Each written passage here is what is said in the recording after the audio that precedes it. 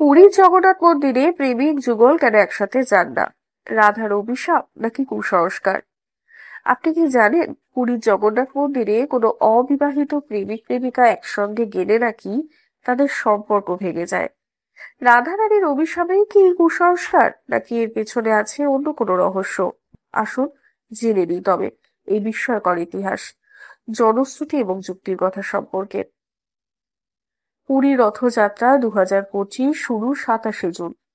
উড়িষ্যার পুরীতে প্রতি বছর আষাঢ় মাসের শুক্লপক্ষের দ্বিতীয়া তিথিতে শুরু হয় জগন্নাথ দেবের বিখ্যাত রথযাত্রা।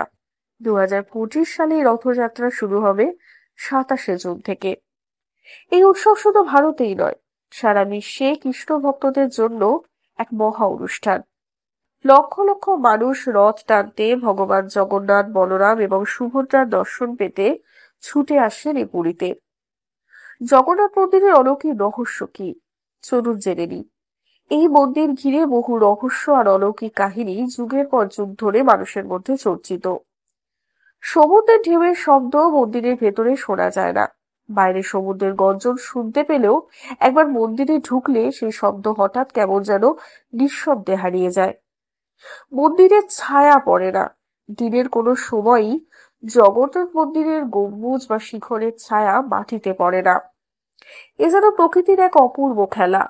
বিশ্বের সবচেয়ে বড় রান্নাঘর, এই মন্দিরের রান্নাঘরে প্রতিদিন হাজার হাজার ভক্তের জন্য প্রসাদ তৈরি হয় এবং আশ্চর্যজনকভাবে কখনোই তা কম পড়ে না। প্রেমিক যুগল কেন একসঙ্গে যায় না এই মন্দিরে? এই মন্দির ঘিরে প্রচলিত আছে এক বিস্ময়কর কুসংস্কার। কোনো অবিবাহিত প্রেমিক যুগল যদি একসঙ্গে জগন্নাথ মন্দির দর্শনে যায়, তবে নাকি তাদের সম্পর্ক ভেঙে যায়। এই বিশ্বাস এতটাই প্রচলিত যে আজও বহু প্রেমিক যুগল পুরী সফরের সময় আলাদা আলাদা মন্দির দর্শন করেন বা একসঙ্গে না গিয়ে অন্যদিকে যান। পৌরাণিক কাহিনী অনুসারে রাধার অভিশাপ। এই বিশ্বাসের মূল উৎস এক পৌরাণিক কাহিনী। কাহিনীটি অনুসারে একবার রাধা রানী পুরীর জগন্নাথ মন্দির দর্শনে আসেন, কিন্তু মন্দিরের এক পুরোহিত তাকে মন্দিরে প্রবেশ করতে বাধা দেন। রাধা জানতে চান কেন তাকে ঢুকতে দেওয়া হচ্ছে না। পুরোহিত তখন বলেন, আপনি শ্রীকৃষ্ণের প্রেমিকা, আপনার সঙ্গে তার বিয়ে হয়নি, তাই এই মন্দিরে আপনার প্রবেশ নিষিদ্ধ। এই কথায় অপমানিত হন রাধারানী। তিনি রাগে দুঃখে মন্দিরকে অভিশাপ দেন, এই মন্দিরে যে কোনো অবিবাহিত প্রেমিক যুগল একসঙ্গে এলে তাদের সম্পর্ক সফল হবে না।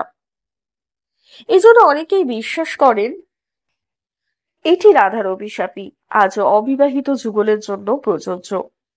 এটি কি কুসংস্কার নাকি কোনো সত্য? অনেকেই বলেন এটি নিছকই কুসংস্কার, যার কোনো বৈজ্ঞানিক ভিত্তি নেই। যুগের সঙ্গে সঙ্গে এই ধরনের বিশ্বাস দূর হওয়া উচিত। আবার অনেকে বলেন এমন বহু দম্পতির কথা শোনা গেছে যারা একসঙ্গে মন্দিরে গিয়ে পরবর্তীতে বিচ্ছিন্ন হয়েছেন, যদিও এর কোনো প্রমাণিত তথ্য নেই।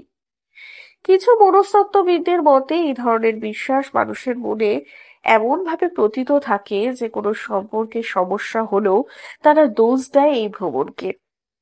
জগন্নাথ, রাধা ও কৃষ্ণের আধ্যাত্মিক সংযোগ।